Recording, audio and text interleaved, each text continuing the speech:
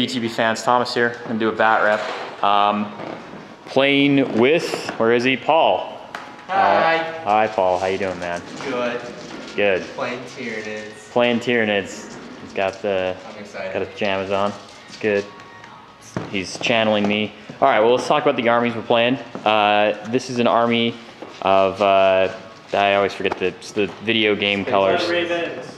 Blood Ravens. Thank you. It's Blood Ravens. Painted up by Studio Guys. It's a army for sale, so check it out.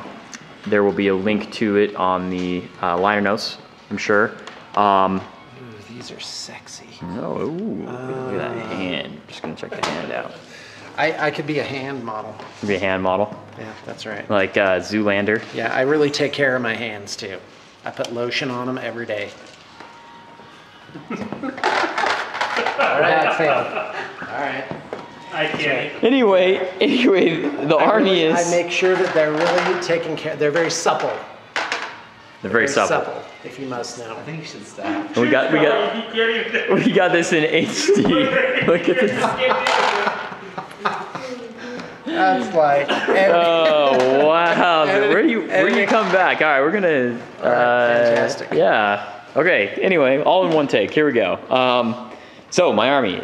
I've got what the models are here. I thought I'd try this out. I played against it, never actually played with it. Tigurius and the Centurion Star.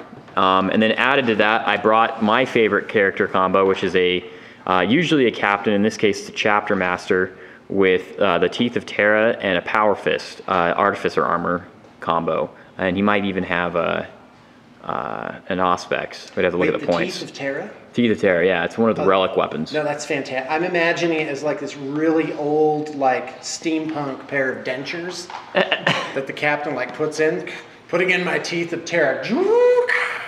It's a giant black chainsword. Anyway. Oh, is it? Yeah, the reason that wasn't what I was imagining. The reason you bring it is it's a rampage sword.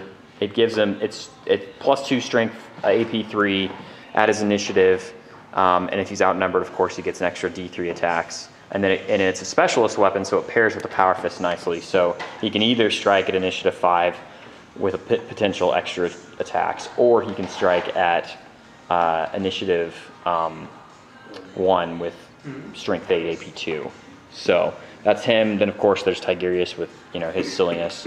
As far as troop choices go, I have 10-man tactical squads.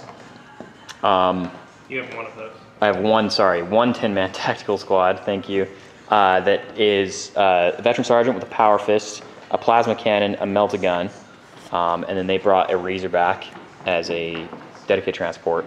And then I have a 5-man scout squad, close combat weapons, with the chainsword guy is that's toting his version of a power sword for the scouts, rules-wise. Venerable Dreadnought with double autocannon as an elite choice. Stern Guard 5-man, 2 Meltas, 3 combi Meltas, a Power Fist on the Sergeant. They have a drop pod. Then heavy support is the Land Raider with extra armor, multi-melta. The Centurions, of course, they have grav cannon, grav amp, and then the Hurricane Bolters, and then a 10-man Devastator squad with 4 las cannons. So there's some potential for, of course, a couple of combat squads there. 1850, and then here's what they're playing against. Paul, what are we playing against? Okay, so for troops, I have 25 Termagants with 10 Devours. Okay. And then 20 Termagants with 20 Devours in a Tyrannocyte with Venom Cannons. And then 20 Hormagants in a Tyrannocyte with Venom Cannons.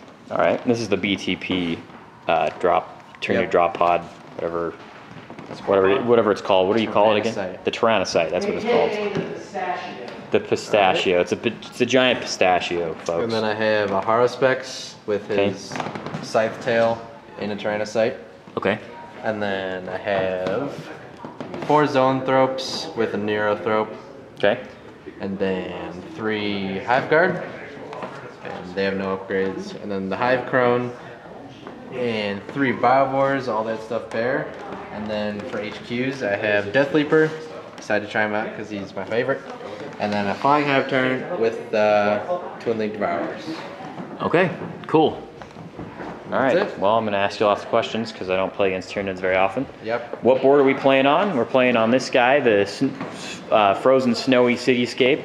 That's the studio army, right? Yep. Okay, so that army is also for sale, just so everybody knows. And then I might put my foot in my mouth, but I think this set of terrain is for sale too. Anyway, here we are on this board, and let's roll and see what scenario we're playing. You want to do that? 6. That is the football, the relic. The relic. So it's one objective in the middle that can be carried by anybody now in 7th edition. Doesn't have to be a troop or anything. And it's worth 3 victory points. Of course, there's still First Blood, Slay the Warlord, and Capture or Line Breaker as options. We'll roll for scenario or for psychic powers and warlord traits, and then I like to roll.